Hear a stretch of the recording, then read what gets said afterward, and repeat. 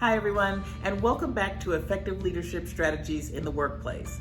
Today we're going to be talking about something called hierarchy of needs, but I'm going to put a little twist to it. In 1943 or so, Abraham Maslow created what's called a hierarchy of needs. And that hierarchy consisted of several stages. Maslow's idea was that human beings needed to complete one stage, master one stage, before they could move on to the next. So let's talk about those stages. The first two stages had to deal with basic needs, so physiological needs like food, water, safety, warmth, and safety needs, security and safety. Then he talked about psychological needs, belongingness and love, friendship, a sense of belonging, esteem needs, which are like prestige and a sense of accomplishment. And finally, the top level was self-fulfillment needs, which is self-actualization or a sense of accomplishment. I have achieved what I set out to achieve. Now today, many theorists would say, yes, we agree with the hierarchy of needs, but we also feel that those needs and those stages can fluctuate and they're constantly overlapping. So you don't necessarily have to master one stage before you move on to the other. Sometimes you're in the midst of mastering one stage and you're engaged in the process of another at the same time. So those stages tend to overlap instead of just happening kind of independently. Now, as leaders, I would challenge you to think of a type of hierarchy of needs for your teams, for the teams that you supervise.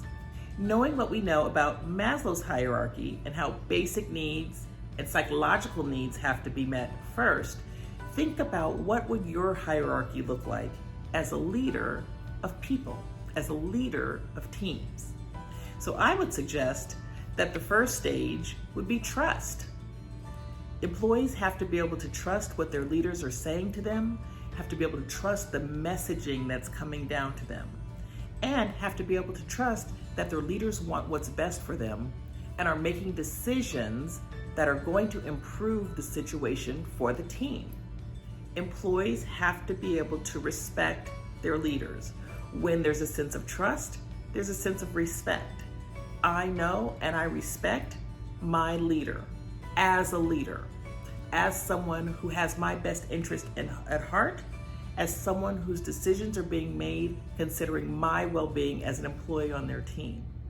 And then there's a sense of alignment, right? Am I aligned? Are my personal and professional goals, vision, mission aligned with that of my leader and that of my department and that of my organization?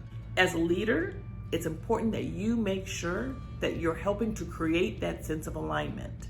Meet people where they are.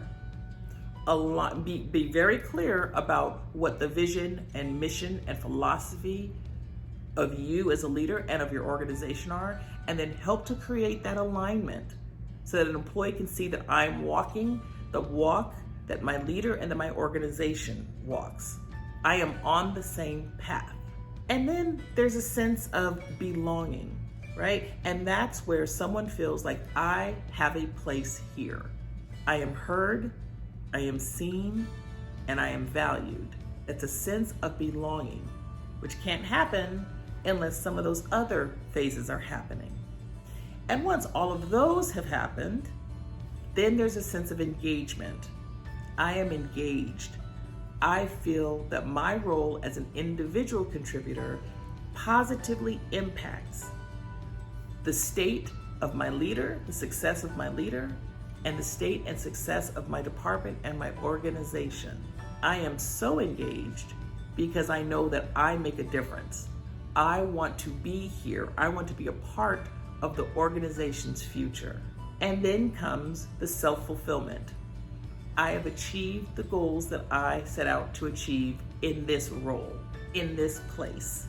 And once you've achieved that, then your supervisor is providing you with support and resources that you need to prepare for another role. And it's not always linear. Sometimes it's horizontal, sometimes it's diagonal.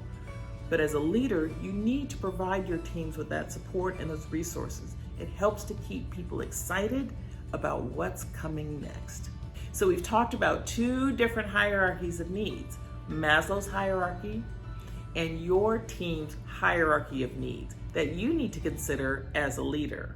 So thank you for joining me today on effective leadership strategies in the workplace. Remember, this is a different day and age. We are different today than we were 2 years ago. And it's important that as a leader, your priorities shift. You're flexible. You have a growth mindset to really focus on the hierarchy of needs that your team need today to be successful in their roles tomorrow. Thanks so much. And if you enjoyed this segment, please be sure to tune in each and every single week on this very channel. Have a great day.